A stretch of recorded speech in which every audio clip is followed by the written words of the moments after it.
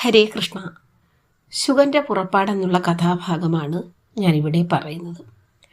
ശ്രീരാമദേവനും വാനര സംഘവും സമുദ്രതീരത്തിൽ താവളമടിച്ചിട്ടുണ്ടെന്നറിഞ്ഞ് രാവണൻ രാമനും സുഗ്രീവനും തമ്മിലുള്ള സ്നേഹബന്ധത്തെ തകർക്കുവാൻ വേണ്ടി മായാവിയായ ഒരു ദൂതനെ ഏർപ്പാട് ചെയ്തു.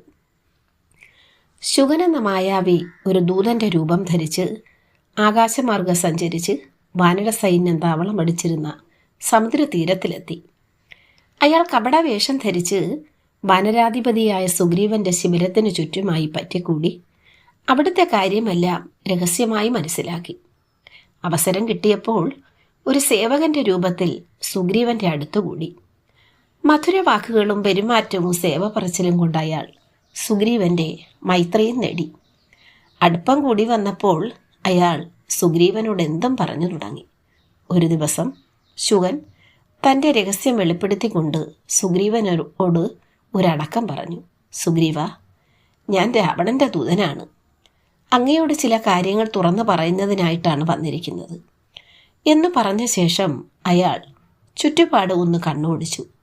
ആരുമില്ലെന്ന് കണ്ടപ്പോൾ പതുക്കെ പറഞ്ഞു, സുഗ്രീവ, ലങ്കേശ്വരൻ അങ്ങയുടെ ജ്യേഷ്ഠനായ ബാലിയുടെ ആത്മസുഹൃത്താണ്. പലപ്പോഴും രാവണൻ കിഷ്കിന്ധയിലെത്തി ബാലിയോടൊപ്പം കഴിഞ്ഞിട്ടുണ്ട്.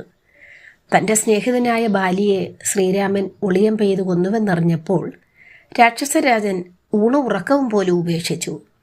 കുറേ ദിവസത്തേക്ക് അദ്ദേഹം സഭാമണ്ഡലത്തിൽ പോലും ചെന്നില്ല.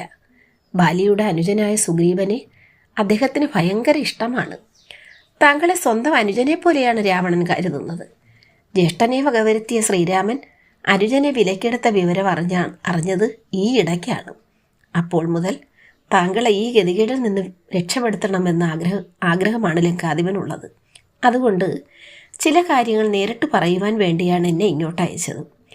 ബാലിയുമായുള്ള സുഹൃത്ത് ബന്ധം അങ്ങയിലൂടെ ഇനിയും തുടരണമെന്നാണ് രാജാവ് ആഗ്രഹിക്കുന്നത്. രാക്ഷസ രാജാവ് അങ്ങയ്ക്കൊരു ദ്രോഹം ചെയ്തിട്ടില്ലല്ലോ.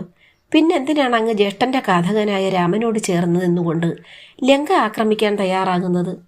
രാവണൻ സീതയെ അപഹരിച്ചുവെന്നത് ശരി തന്നെ. അതുകൊണ്ട് അങ്ങയ്ക്ക് എന്താണ് ഛേദം? അതിനാൽ സൈന്യങ്ങളോടൊപ്പം കിഷ്കിന്ധയിലേക്ക് തന്നെ മടങ്ങിപ്പോകണം. എന്ത് സഹായം വേണമെങ്കിലും രാവണൻ അങ്ങയ്ക്ക് ചെയ്തു തരും. ശുഗന്റെ സംഭാഷണം കേട്ട് കുപിതനായി സുഗ്രീവൻ ചാടി എഴുന്നേറ്റു ശുഗനെ കൊല്ലാനായി ശ്രമിച്ചു. എടാ ദുഷ്ട, വ്യാജവേഷമണിഞ്ഞ് ഇവിടെ വന്ന് നീ എന്താ പറഞ്ഞത്? ഇത്രയും കാലം എൻ്റെ സേവകനായി നീ പിന്നാലെ കൂടിയത് ഇതിനായിരുന്നു. സുഗ്രീവന്റെ പിടിയിൽ അകപ്പെട്ട ശുഗൻ കിടുകിടെ വിറച്ചു.